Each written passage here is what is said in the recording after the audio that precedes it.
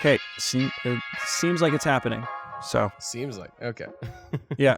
Wow, this is kind of surreal because I've been watching you guys pretty frequently. So it's kind of I felt like I was just like watching the show or like talking to the show. Like it doesn't even feel like you guys are like real people. It feels like I'm talking to you, right? Like because I see you so often on my LinkedIn mostly. So it was kind of like us. It was like when we first chatted, it's like breaking the fourth wall. And it's like, Yeah, look, exactly. I'm now talking to you personally. That's it. Exactly. I know. It was a little bit off-putting. We're famous. Yeah, to me you are. I mean, I've been following you guys for quite a while. How did you even find us? I'm thinking of, I've started recording some of my own podcast episodes. So I just looked up like podcasts about video production, and you guys were the first that came up. And then since then I started following, and I've just been basically anytime it comes across, like sometimes I put it on just like on the side while I do other things, like the longer versions. And then obviously, like, I don't know if you've noticed, but I like and comment on pretty much every time you guys post on LinkedIn. So. Yeah, no, we have, you stalk us constantly. Yeah, well, it's not my fault. I always see Jeremy liked your stuff. It's the algorithm. We appreciate the support. Yeah, for sure. I mean, obviously, like it's motivated by my own self-interest too. Like I'm trying to create more of a presence on LinkedIn. So yeah, so I'm just engaging with everyone who's kind of in my field, hoping that others see it, and so on and so forth. Yeah. Well, it's definitely working. Jeremy, what do you do? Because I really don't. I've been out of the loop. Just kind of give us a little bit of a backstory and who you are and what is Rubicon Story. So I'm Jeremy. I've been making videos since I was about eight or nine. So I've done a lot of different things over the course of my career.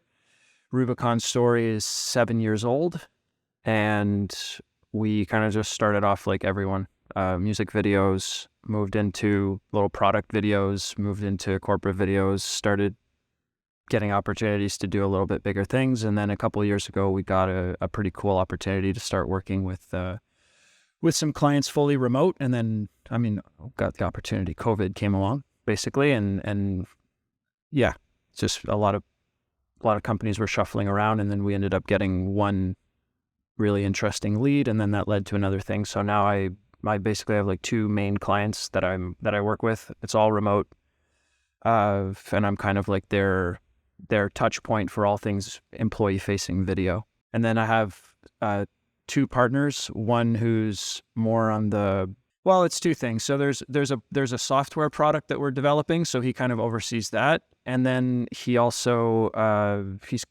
he's the safety net, let's put it that way. So like I outsource everything, but sometimes when things don't go according to plan, he kind of makes sure that we deliver. So he's kind of like the fallback, the safety net. And then my other partner, he's more on the marketing side for SMBs. So he's got same thing, like 2 or 3 flagship clients. We're really more like a part of our client's team. We work on the creativity with them, and then we outsource to all kinds of different partners for execution. You mentioned that you right now pretty much all the work and all the video content that you produce is all remote based for you guys. Was it forced into that because of the pandemic, or were you less remote beforehand? So I'm pretty much fully remote. My partner's not. Like his clients are in Montreal and Toronto. Mine are in New York, and I basically just most of it's post. Like I do coordinate some shoots and stuff with different teams depending, but most of it is all post. So just kind of landed that way, and I like the flexibility. I like being able to do my job from pretty much anywhere and not be tied down to a specific spot. So I'm trying to grow this as opposed to, obviously, like if a great project came along and we have to, I did do a couple shoots last year, but it was like, it's not the moneymaker really. So you're handling a lot of just the post-production work from your clients out of New York? Yeah, well, it's both. It's like creative conceptualization, client experience, and then so it's kind of like sometimes they'll have an idea for something and then we'll work on it together. Other times they have a very specific idea and it's just on me to guarantee the delivery by a certain date. And then other times they just have an objective and then I've got to pitch concepts. So yeah, I mean, the capabilities for execution are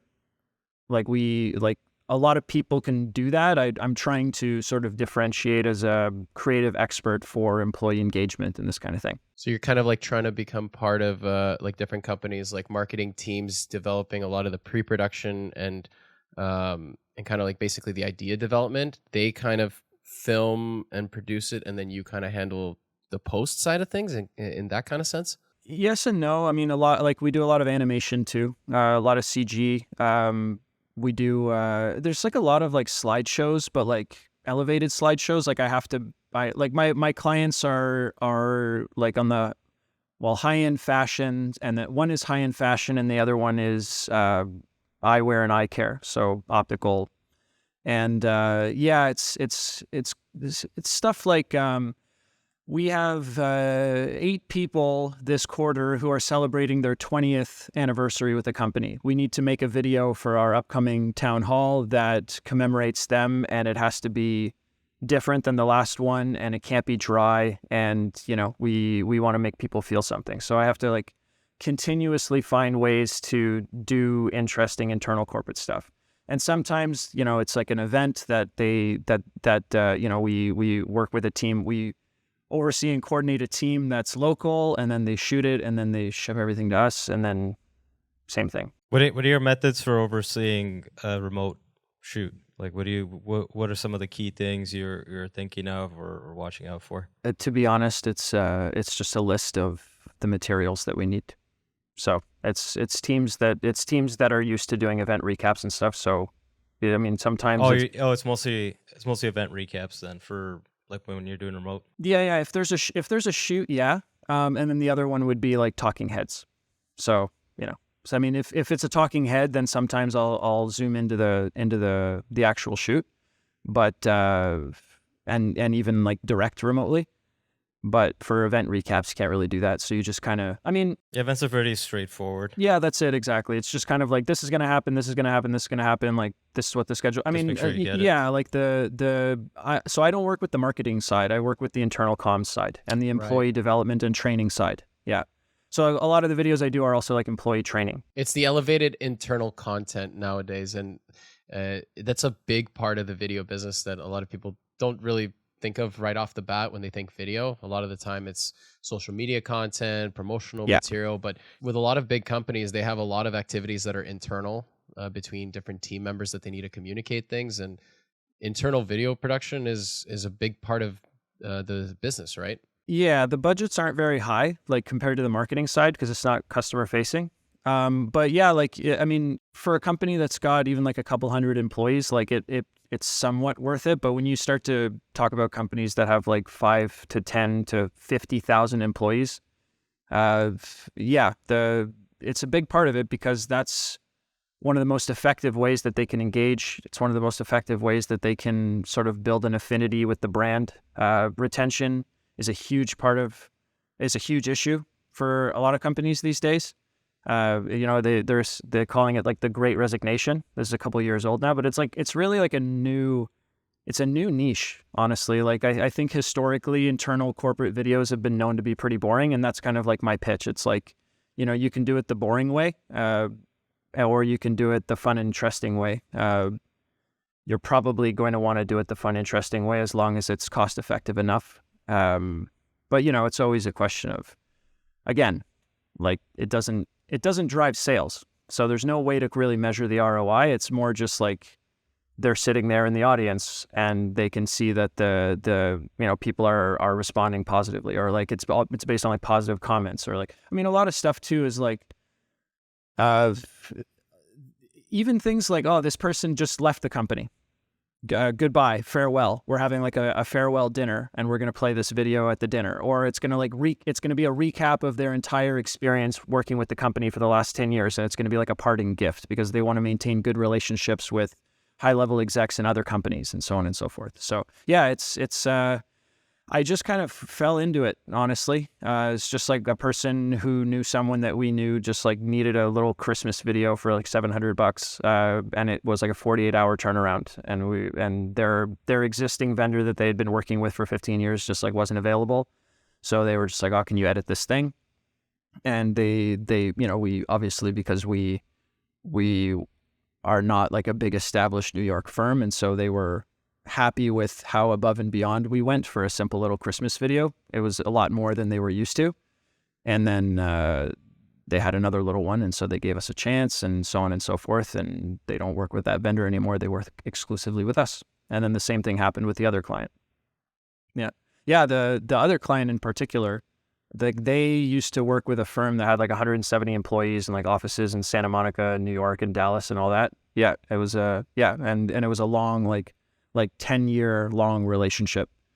And that's the thing, is like you know, especially nowadays, with the playing field becoming as leveled out as it's becoming, you always have to find a way to create some kind of wow factor if you can. It's amazing how the industry has gotten to the point now where like a big time agency that has developed a long-term relationship with a client can still be under threat of losing out to even, let's say, someone who's remotely working out of their home in Montreal.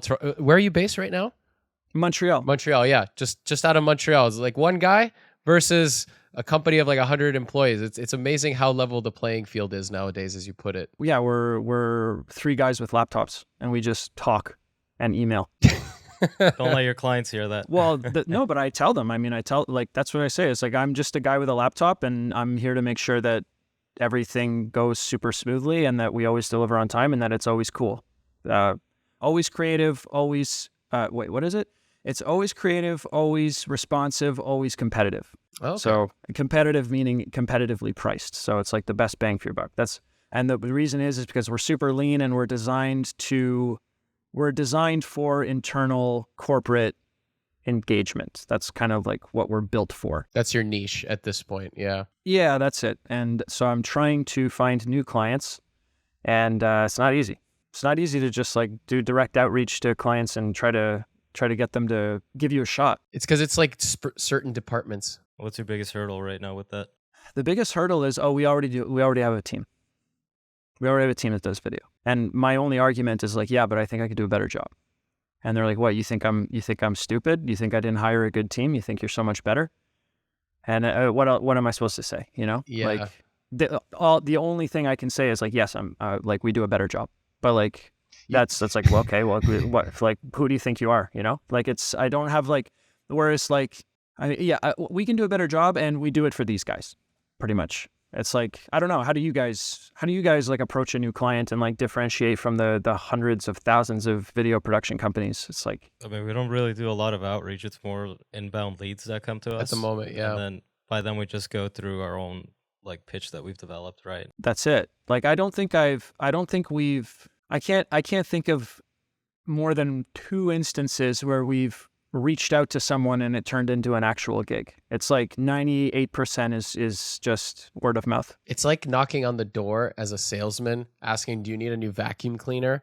You know, most of the time people are going to be like, I have a vacuum cleaner. It's like, yeah, but this is better. Well, that's it. I have one. I don't need to spend the money to change the vacuum, because it's like, Well, statistically, you'll get it's just, if you do it like that, it's just It's a numbers game but at you that need to point. have someone dedicated to it. That's it. Because yeah, it'll work. Like out of 100, you'll get like maybe 10 that might be interested, and out of the 10, maybe like 3. But those 3 will keep you, like, they'll give you good numbers in return. So Ideally, yeah. And like, they won't be interested now, they'll be interested in 2.5 years, you know? So it's like not only about hitting, like, if you happen to get them at exactly the right time where they're feeling the pain of not having a good vendor for what it is that they have in mind, and you happen to have the portfolio that proves that you can pull it off, but it's just like, it's such a crapshoot. So actually, that's why I think that content marketing is the way to go. I think LinkedIn content, I mean, exactly what you guys are doing.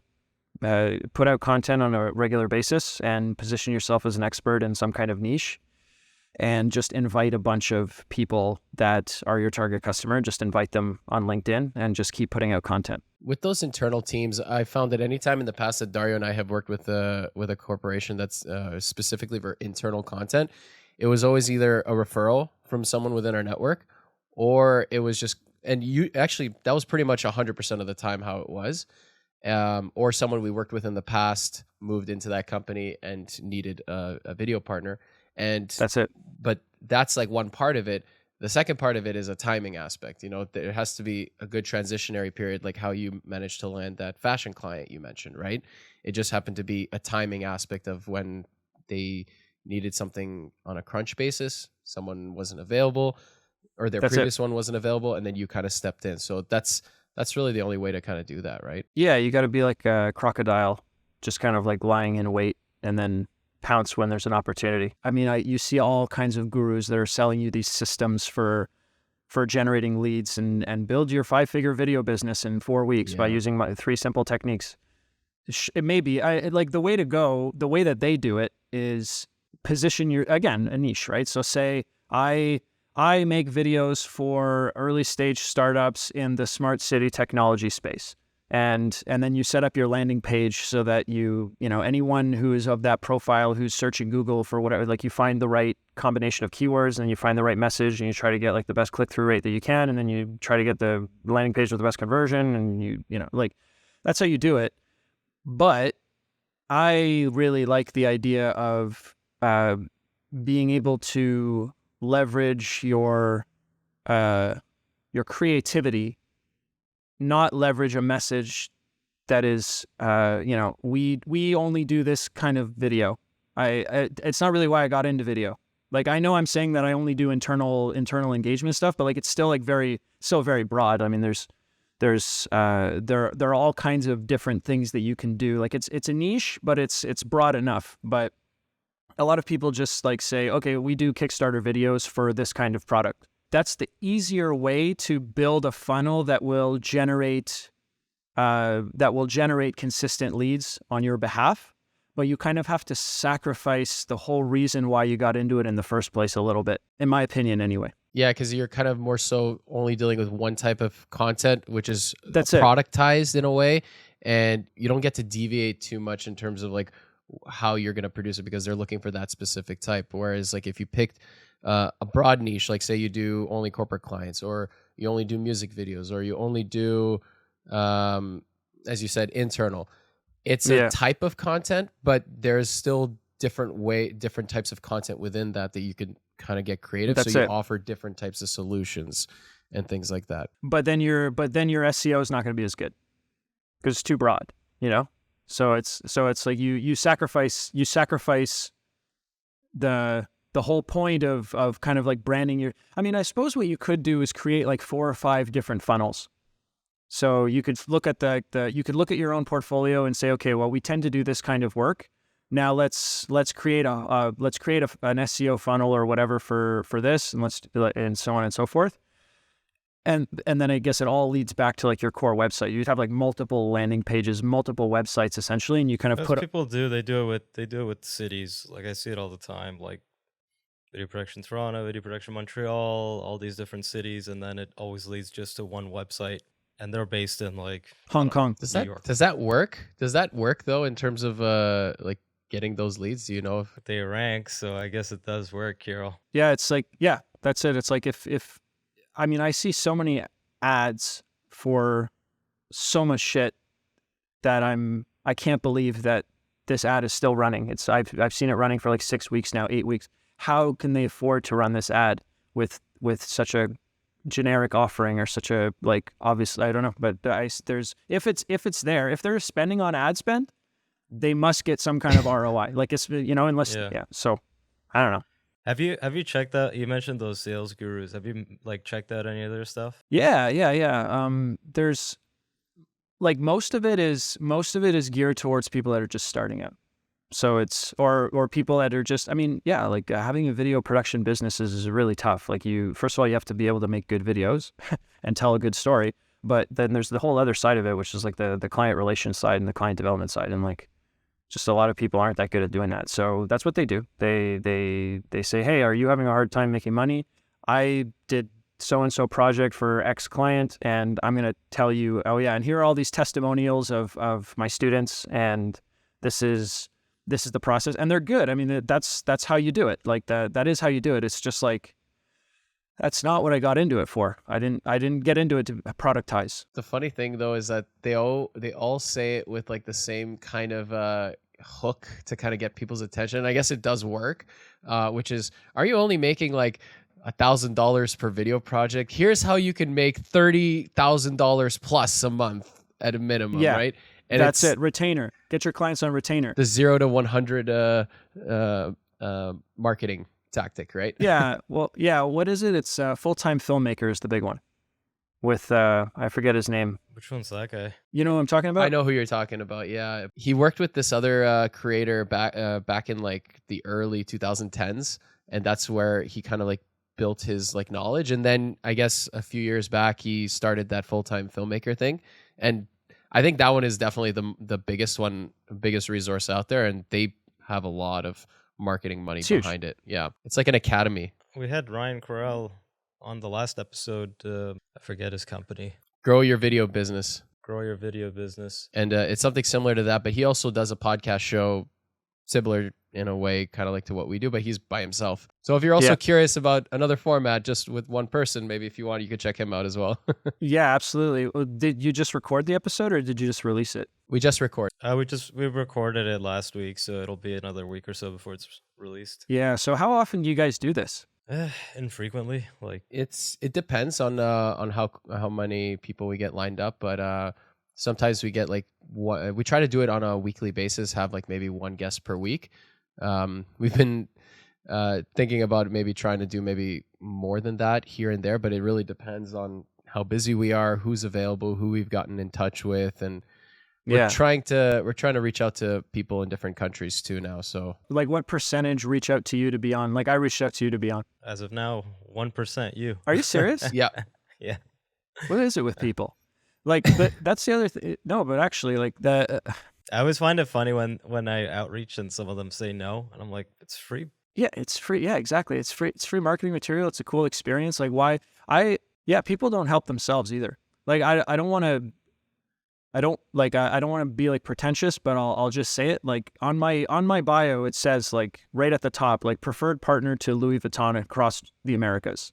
And I add video post-production editors and motion designers. Like I invite them to like join my network, and they ignore me. Like they go on my page and they don't accept my invite.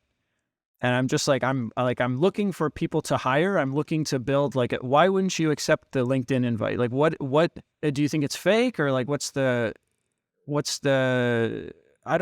people don't help themselves. And like, I guess it depends. I honestly, I think it depends. Sometimes people might be either thinking like, oh, this isn't the type of work that I want to do, so I don't see any value in it. Or like in our case, when we reach out to guests to join onto the show, I think it's probably just a simple thing where it's just like they're not interested in it, or they might not be comfortable talking about their story on camera as well. Like, I think Dario, you and I have like joked, just like, oh, maybe they have something to hide, you know?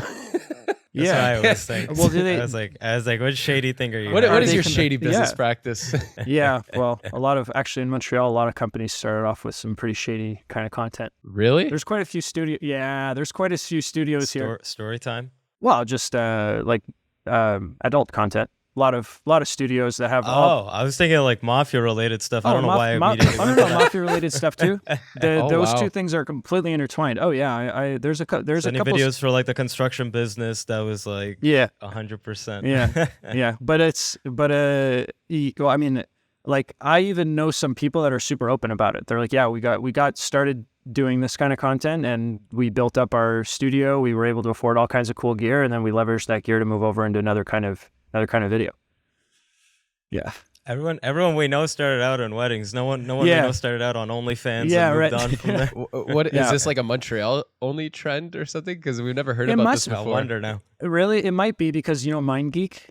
That's funny that we're talking about this on your podcast. But so MindGeek is the they own and control about 90% of pornographic content in North America, and it's a Montreal Oh, it's a really? Montreal-based company. There's like 1,500 employees down the street that like work Oh, in wow. this firm, and so there's just a lot of that. There is just a lot of that here, and so you've got all kinds of companies that kind of work for them or know them. Oh, okay, interesting. Oh, that's like an entirely different world there. Like, yeah, like Yeah, it's just funny because like I even see some people who like put it on their LinkedIn, like it's like video editor at Oh my God. MindGeek, yeah, or like yeah, well, when you think about it, like when people put that kind of stuff on LinkedIn, like when you say video editor at MindGeek, that's not the first thing that you think their business is going to be about when you think about it. Thank God they named it MindGeek because it's very. You know what I was thinking when you Some as soon tech as you said that, I was company. thinking Geek Squad. of course, yeah. Geek Squad at the Yeah. Best Buy. I'm like, oh, okay, it must be Geek Squad or whatever. Nope, it's a different type of geek. They're very crafty, different type of mind, different type of geek. So yeah, it's anyway, but I just, it reminds me of a few conversations that I've had. And then also, yeah, of course, like there's, mob kids who get these great opportunities just like right out the gate because AJ Soprano. AJ Soprano, oh my God, imagine it's like I was like, Dad, I wanted to start a video production company, you know? Then they go rob the rental houses. There was actually this like string of like thefts that have been happening in Toronto where a lot of different rental companies have been targeted by like the same people and have all been, well, kind of robbed, but it was mostly like you could tell it was like a sabotage thing. And it's a crazy thing that's happening here right now. I wonder what the next place is going to be hit. well, there's insurance. They got You- for that, right? Yeah. Well, yeah, but I'm saying like if you have a bunch of equipment and anyway, that's what it is, right? It's like you run the rental house and then someone comes and robs your rental house and then you make a claim with the insurance, but really like you're in on it with your, might be something like that also. No. They've been doing it. They've been doing it to too many people. It's definitely not that. Really, just like gear thieves? Yeah, it was, It's like they're targeting amazing. one after the Yeah. other. Wow. Yeah. That's amazing. that could maybe have been the case if it was just like a single production company, but seven rental houses, yeah. And the funny thing is the same people's faces are on every single camera, so it's not like their identities are hidden or anything like that. But Oh wow, okay, so they're like fugitives on the run. I don't know about that. It's Canada. Even if they get caught, they'll be out by like 9 a.m. the next yeah, day. that's true. We have like the weakest laws in the world. I was just gonna say about insurance claims. Have you guys ever had to do an insurance claim? No, God forbid. God forbid. None of that. Fortunately not. Yeah. Why have you? Yeah, well, I told you I'm like not a gear guy, but I do like operate sometimes. So when this was back in the day where we were in Nicaragua for like not even like a paid project. It was like we got like the travel and the accommodations covered for us in exchange for like, so, but anyway, I had my C300 Mark II and I wanted to get a shot that was like really close to the water. And I waved it. Top handle. Yeah, exactly. Top handle. And I was like, oh, this is so epic. The closer you get to the horizon, the more dramatic it is. And yeah, there's just this huge, like a rogue wave, not a rogue wave, just a wave. It's just like it's not even a wave. And it just came and it was It's like, like bloop. Yeah, it's like a little raise. yeah, exactly. It was just bloop. And I was like, yeah. And it's just like, and that was it. When I traveled, I had my DSLRs, and I've done the same thing, similar. I never got caught by that wave, but I've seen them coming, and then I would raise it, and it would be like it's like a little splash almost. It's not even a wave. It's like a little extra splash that just catches the camera like this. But with a C300, oh, that's brutal. Yeah, and it's salt water. And it was the Oh. worst part of it. Yeah, it's salt water. The worst part of it was that it was like early in the week too. So we just like What do you do now? whatever, like I think it was like a Sony. A7S. Yeah, it's like a bad one, like one, not the good one. It was just like a backup. So we ended up just shooting. Yeah, we just shot the whole thing like that. And You had something. yeah, we had something, but like nobody was happy. I hope you had like 30 batteries for the trip. Yeah. Why? Because they run out quick. Definitely wasn't the third one, so it must have been either one or two, and the battery life on those stunk. Yeah, they were terrible. Like you would need it at least like 8 to 10 batteries a day just to get through the day. And you'd have to keep like charging them. As soon as they die, I go back in the charger. And they were so little. They were like this big. I was not handling that camera at all. I was not allowed to go anywhere near that camera. That was our final remaining camera. So, and as it turns out, where we were was the air was so salty that it eroded. Like, so it's a known thing, Laura, that in that area, like electronics just get eroded with the salty air. So Really? yeah, so it turns out that like had we had the camera there the whole time, by the end of the week and a half, it would have severely damaged the camera. Like probably not to the point where it wasn't working anymore, but it would have definitely like made it a lot more like rusty and like not reliable. Let's put it that way. So the fact that we just went ahead and just like broke it means that we were able to get like a brand new one. I mean, the deductible was like $1,500 or whatever, so obviously that was terrible. But It's not too bad for a Mark II though. That's pretty good. no, that's it. Yeah. It was like a $9,000 repair. What year was this? This was 4 years ago now. Yeah, Mark II I think was still there. I don't think the Mark III of that camera came out at that point, but No, that's it. Isn't it a documentary camera? Shouldn't it have been able to withstand like salty air? That's what you'd think, right? But apparently it's just maybe it's just the materials, like some materials, like maybe like the handles. No, it's the internal circuitry. It's like all electronics get eroded. It's known for that. It's like when we arrived there, they were like, yeah, your electronics are screwed. Like we didn't know until we arrived. So like a lot of our stuff got all screwed up. Yeah. The things you have to think about, huh? Oh yeah. Like you can only know after having gone through it. Like no one's. God, we just do corporate. Yeah. We don't have to worry about going to Nicaragua like on a river. Yeah. Well, that was an amazing experience. Like that was also. I mean, we didn't get paid, but like Well, you learned. I mean, it ended up costing $1,500. And honestly, like the project didn't go anywhere either. Like we didn't even we finished it and like no one really cared about it. Like it was just like. Join the club. It was a non-result. Yeah. That sometimes happens, but at the very least, you were in Nicaragua for a week. You at least got to enjoy a little bit, right? Yeah, it was fun. Well, it was like a hostel, so it was like it was called the Free Spirit Hostel. So it was like a very like hippie kind of free spirited kind of experience. I'm curious. Was it by any chance owned by a Canadian? Yes. Owned by a Quebecois. Okay, my buddy was talking about how he did a big Mexico trip and then he went to some other surrounding countries like Belize and whatever. Yeah. He's like, all the hostels are owned by Canadians. Yeah. What? Yeah. He was trying to pitch to the group like, let's just pool like 120K together, just buy a hostel down there. That's what they did, and they're just as an investment property. Yeah, and they're doing great. It's all Canadians that own them. Yeah. And it just they live there, and their whole cost is covered. Plus they make money, and they just like hang out on the beach and serve drinks, and they cook a meal per day, and that's their life. A meal per day. Wow. Yeah, that's it. Well, yeah, that's part of the experience. You get like everyone sits around the table, and we all eat together.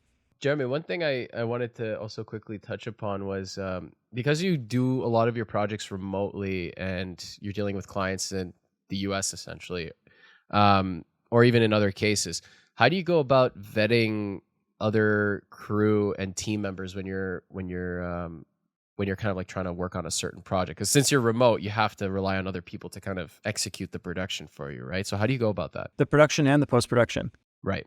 So, I mean, to be honest, these companies have their list of vendors most of the time. So often we're just working with the vendor. If not, then it's just a gut feeling. You search online, you look at the website, you talk to a few people, and you just kind of make a gamble. So far, it's been okay. But yeah, there's not really much you can do. But I mean, even people that we've been working with for like 4 or 5 years, they screw up sometimes. They forget the battery. They forgot what happens so often is, oh shit, I don't have any media. Forgot the media and the card reader at home. Really? That happens like, yeah, it happens way too often. Yeah. And then everyone's the Wait, cards. like the cards, they forgot their cards. yeah, and that happens so often. Wow. It's Okay. it boggles my mind, but like this keeps happening. It's like missing a cable, missing this, missing that. Oh crap, we can't do this. I can understand a cable, but the card? Yeah. That doesn't happen to you guys? Well, that's good. So I know that if we're doing shoots in Toronto, then I'll know that you guys have a perfect track record with not forgetting. Yeah. Or not The cards at least. You gotta have the cards. Dario and I are gonna have to be like double checking like lists with our team now. It's like, okay, make sure everything. There's your niche on the landing page. You just say like, we do not yeah, exactly. We don't forget our media. That's interesting. I mean, like sometimes like a cable might be forgotten, but then you're able to figure out solutions on set to as if it's not a big deal. But memory cards, that is That I've never seen happen with anyone we've worked with. I have a question on the like a more technical question in terms of like, okay, you're dealing with a US client. What's your financial process for that? Like, do you have like a US account set up We at should. like TD or whatever, We and should. just have them pay? W- Oh, so you have them convert? Like, what do you It do? converts. You get like, let's say 1,000 US from them. You just go to your bank and they just convert it over there. Like, how does that work? Yeah, we spoke to our accountants earlier this year, and I'm switching the way we're doing things. We're going to start working. We're going to start using Wise, because TD is just. It made me sick to know how much we lost on conversion fees. Forex. Forex? What is it? Foreign exchange. Oh, yes. Yeah. Yeah. Because basically, like he told us the figure that if we had been using Wise and not going with TD, he gave us the figure of what we would have saved over the last 2 years. Yeah, and it was a full-time salary for somebody for a year. Yeah, Oh my God. it was in the lower mid 5-figure range of just Jesus. purely of Interest. transaction fees. Yeah, no, just transaction fees, just like exactly Forex. Wow. Yeah, so Why don't you open up a US account? And then you could just pull the money out and then maybe go to a foreign currency exchange place and just. So apparently convert it the there. good setup is Wise. Apparently, so Wise? Which yeah. is So Wise? the Wise is just like an It's a fintech.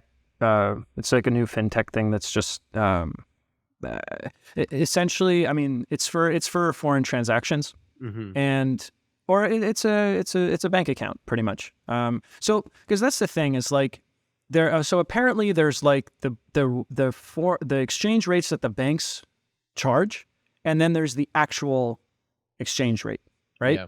So the bank charges you a certain amount, then that's the difference, and that's their margin. So Wise basically just like cuts out like 95% of that, and that's their. So they'll still take a little bit, but it's like way less. That's literally all it is. And so apparently it's becoming. But the problem is that because it's a new platform, like it's not super reliable. Like I've heard some pretty bad things about it. Ooh. But You know, if the amount they're sending you is pretty high, like I don't know, over 20, 50K, then you can actually ask the bank to give you a better rate on it. yeah, You mean like reach out? yeah, probably. So you can tell, like, well, I remember when I was working as a teller at CIBC, like they made like one of the guys get a better rate. So I had to call corporate and then or one of the foreign exchange guys, and they gave me a better rate for the guy. But it can't be like $1,000, 5,000. It's got to be like a sizable amount. Yeah, so actually, so we do a very high volume of lower budget projects.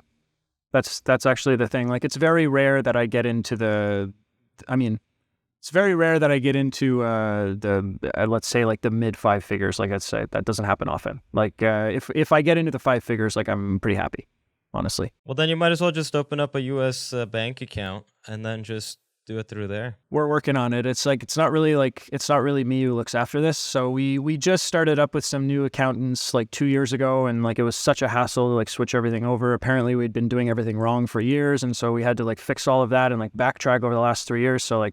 So then now this year we just found, I started thinking about how to expense more through the company as opposed to paying, higher salaries. And because what do you guys do? Or how do you approach expensing through your company? Like there's all kinds of stuff. Like I work out of my apartment, for example. So I was not expensing my rent, and I should have been. So there's just it's a learning curve. So the first step was to like actually do the books properly. Second is to start to actually benefit from owning your own business in Canada.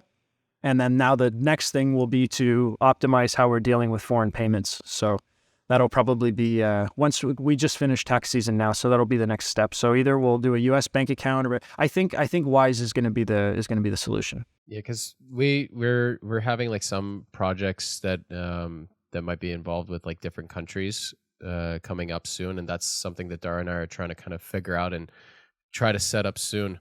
Oh, actually, sorry, Kyrill, on that note, I have another question for you. If your client is in the U.S., are you still charging them?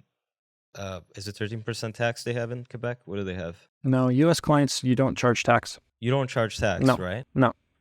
You don't charge tax. Yeah, you don't charge tax, and you don't pay tax on revenues that come from American clients. What about from other countries? Like, let's say the UK. I don't know. I don't know. You haven't gotten to that point yet. No, I haven't. I'm actually really focused on North America because it turns out that North America is the only place that really values employee engagement. Really? I've tried to, expand a little bit, and it doesn't seem like it's nearly as much of a thing.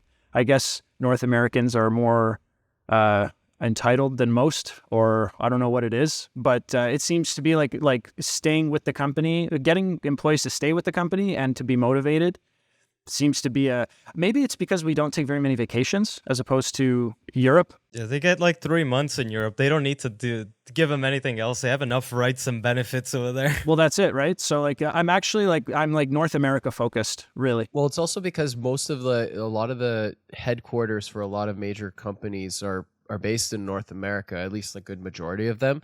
And if there are any in other countries, it's probably with like more local teams. Like, I mean, like if you were going to like say France, Germany, or any of those countries in Europe, for example, those are smaller based markets, right? There's only so much external that they can bring in. Whereas like there are companies in the US that are headquartered there, but they have offices all over the world in all these other countries too. So that's probably why there's a lot more of a focus on employee and talent acquisition and engagement in North America. Yeah. Somewhat. I mean, actually, both my clients, their head offices are in Paris and Milan. Oh, right. Yeah. So I actually know I'm going to say that it's because I think just because North Americans just like work a lot more hours and are less healthy in general when it comes to our culture around work, and the pressures are higher. So. Because I've tried to, they don't the New York office does a lot of stuff that the Paris office just doesn't do. They think it's ridiculous. It's crazy to us that you guys do that. Yeah, but the New York offices love it. You know why? Because you gotta make the employees happy that they're working so much. It's like, oh, we appreciate that's you. It. We appreciate you guys going overtime and missing out on family occasions. Anything but actually improving the situation. Yeah, exactly. No, but that's kind of the thing. It's just like it's the culture. Yeah. So because I've tried to push that angle of like, hey, it's working really well here. Like, why don't we go global? Like, we can do translation, we can do all kinds of things. And they're just like, yeah, I brought it up, and like, absolutely not going to happen. So, and like, I've also like spoken to some people that are based in like Abu Dhabi and Dubai, and they're just like, huh? Employee engagement? Huh? What? Yeah. They're just, it's not even an option. So I kind of gave up on that trek. Was that a conversation over like this over like say a Zoom call, or was it through email where they're like, huh? No. It's so my dad has some Lebanese friends, so I actually went over to Lebanon a few months back, and I met some people that are in. They're either like high level consultants or like they run companies or whatever. They're back and forth like around the Arab world, just doing all kinds of whatever it is that they do. But when they would ask me like, what do you do? I was just like, I do employee engagement content. What is that? It's stuff like this. They're like, huh. So good falafel. That's exactly how that conversation went. How about the Mets? Yeah. You got to show them the cool stuff, like the high end event videos and everything. That's what you got to show. I showed them the cool stuff. I showed them I trust me, I dropped like the coolest ammo, and they're just like, that's cool, but what? Yeah. Anyway. So I don't know. You lost them at employee engagement. That's what it was. Anything else after that? They're like, no, exactly. No, you've already lost It's me. like, no, let's talk about the food or something. So that's that. But I mean, it's like my dream is not this. Like my dream is to, I always wanted to do. Always wanted to direct TV shows. Like I got into TV shows and movies. Like I got into this kind of thing because I first saw the making of documentary of Pirates of the Caribbean, when I was like 11, right? When the DVDs started coming out with those behind the scenes featurettes, I feel like that inspired a whole wave of people who wanted to make movies. Is when those DVDs came out with the behind the scenes featurettes and people actually saw the process behind movies. I think there's just a lot of people in our age group that just kind of got bitten by the bug at, the age of like 10, 11, 12 or whatever. And that's always what I wanted to get into it for. Like I even moved to LA for a year and a half and tried to, because I did my school in the States. So I had like a year of a student visa, and I moved out there, and I wanted to be like in that entertainment world. And obviously like my visa expired. I wasn't able to stick around, and I'm happy I didn't, but I'm still kind of going after it. Like I'm still developing entertainment IPs on the side when I can, and trying to put like a bit of a portfolio together. And then when I have a slate of projects, then I'll start to invest in actually going to these events and film festivals and markets and stuff, and try, because I think you got to do it for a couple of years consistently. So you got to travel to all of the places and meet people and so on and so forth. And then maybe something will happen at some point, but you can't just go once. You got That world is so different from Very ours. different, yeah. so different. I did see, like when I was looking at some of your work, and like I think I came across this on like Facebook, like a BTS shot of this entire team that you guys had, where you guys shot an entire feature film, but you did it all remotely in a way. Like, was that the case, or was there another story behind that? So when I say like I'm fully remote, like that's pretty recent. It's only since COVID started, and this is kind of like this is the way that I make money, right? But when we started out, we were doing all kinds of local shoots, and I mean my partner still does local shoots.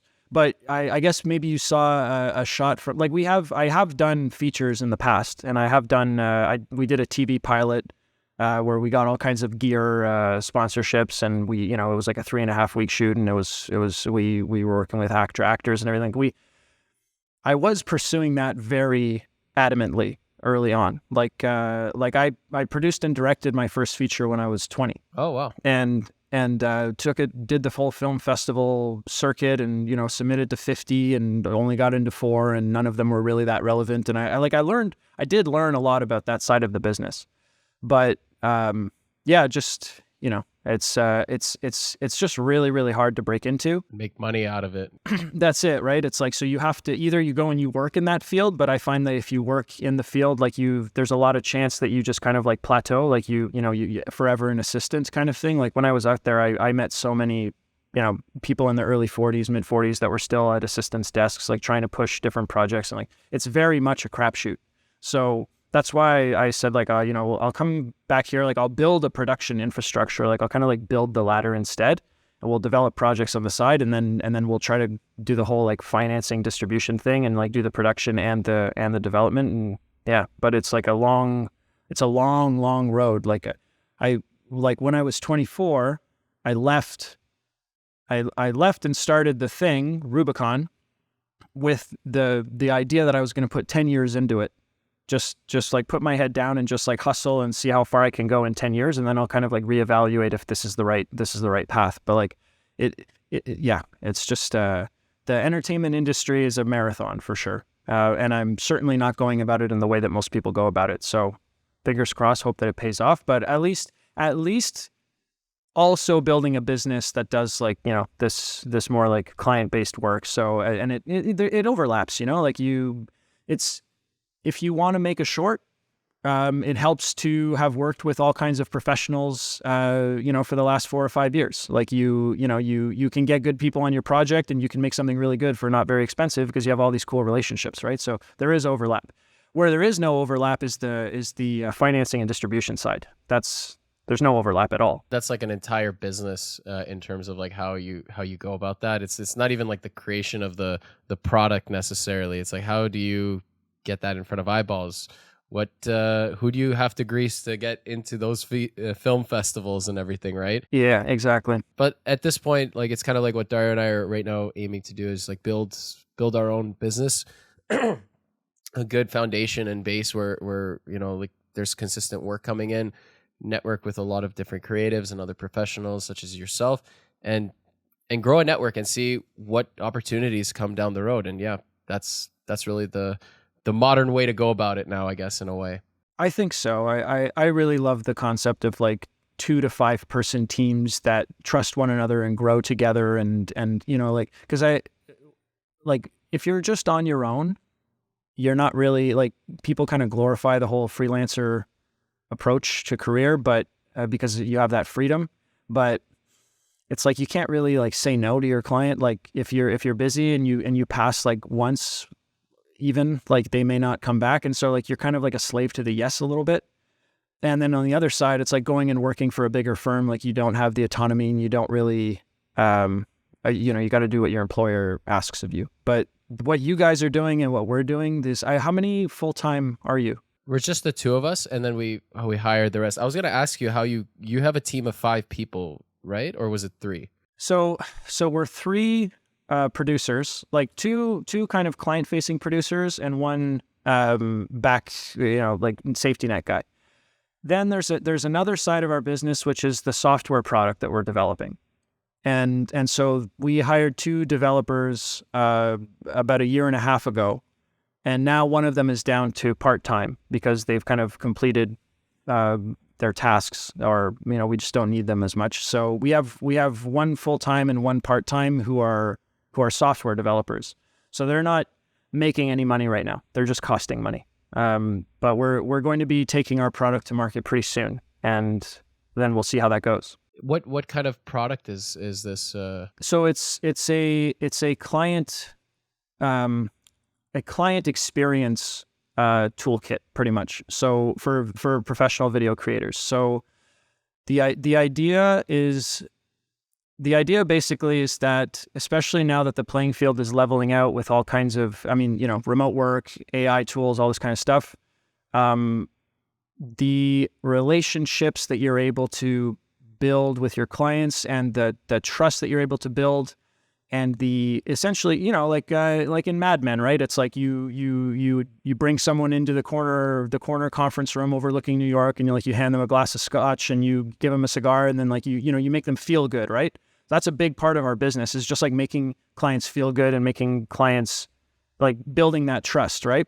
But remotely, it's not the same, right? Like when you think about the tools that you use to interface with clients, like, you know, just like the standard media sharing portals, proposal templates, you know, whatever it might be, those tools they're kind of like blank canvas tools. They're designed to be used by a lot of different people for a lot of different things, but they're not like specific. They're not purpose built or specifically focused.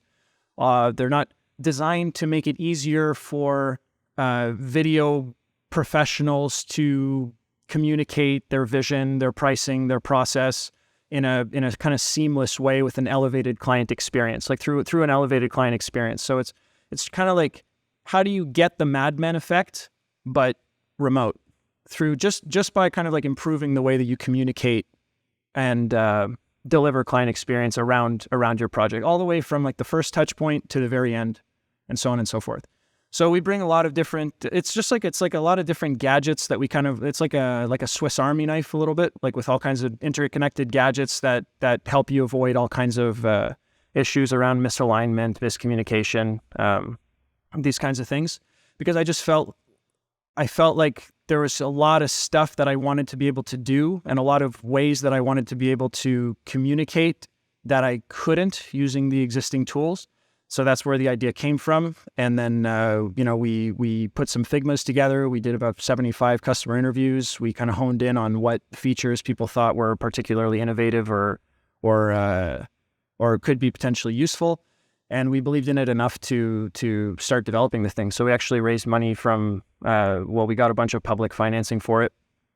And yeah, I've been working on this thing for like 2.5 years now. I'm sure this will be like a useful tool for a lot of like creators, especially people who are just trying to kind of learn the business side of things. So, I mean, yeah, like we'll look forward to seeing it as it comes out. Yeah, it's a client. It's for client facing. Yeah. Basically, it's a client experience toolkit. Yeah, exactly. So. And, you know, I've been using it myself for the last 6 months. Like, it's buggy, and it's like, so, you know, we're getting it to the point where it's ready to take to market. But it's like, yeah, it's I've made I've made more money just in the way that I'm able to present things. Yeah, it's all client experience, and that's essentially what we're all doing. Like anytime Dario or myself like jump on a call with a client, that is an experience touch point with a client or anyone that you're working with. You have to make it good, and you got to try to use and find other tools that can help you. But no, that's cool. We'll see. Looking forward to seeing the finished product. Yeah, I'm looking forward to seeing how people respond for sure. We've been building it according to what we want. It's not really the way you're supposed to go about it. You're supposed to make something and then iterate based on customer feedback. But it's a long process. You can't get it done all at once. It's like you launch and then you improve over time. But that's it. So that's where the 2 other employees are. Nice. Yeah, nimble teams are really the way to go when you're starting out. So that's it makes sense. Well, I mean, I like even just the idea of having full-time employees in your studio. I really like the idea of 2 to 5 person teams, many different 2 to 5 person teams, and they're all kind of like interconnected in a smart way and smart collaboration. That's all tech enabled. I think that's really the future. I think big firms are not really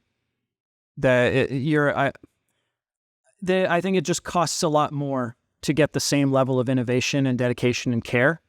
And I understand why big firms exist. It's because of trust, right? So it's once you earn the trust, then you get more opportunities, and then you get to build trust more and more as the opportunities that you've gotten then allow you to attract new opportunities, and so on and so forth.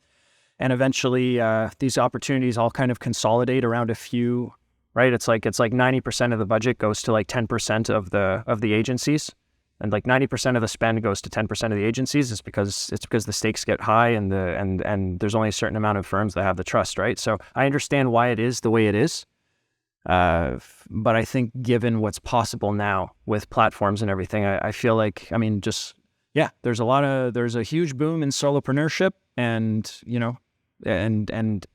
everybody's able to become an expert in their own niche or their own field, and everyone's able to produce content and get it out there. And so I'm hoping that more and more the opportunity distribution becomes a little bit more democratized. Yeah. And I think you get more out of creative people when they have some kind of ownership in they have like an ownership stake in their own brand, right? Things will change over time, but we'll see kind of where it goes. But anyways, we're actually kind of hitting the 1 hour mark already at this point, Jeremy. So there's just one last question was, how did you come up with the name Rubicon Story? Oh, that's a good question. Thank you.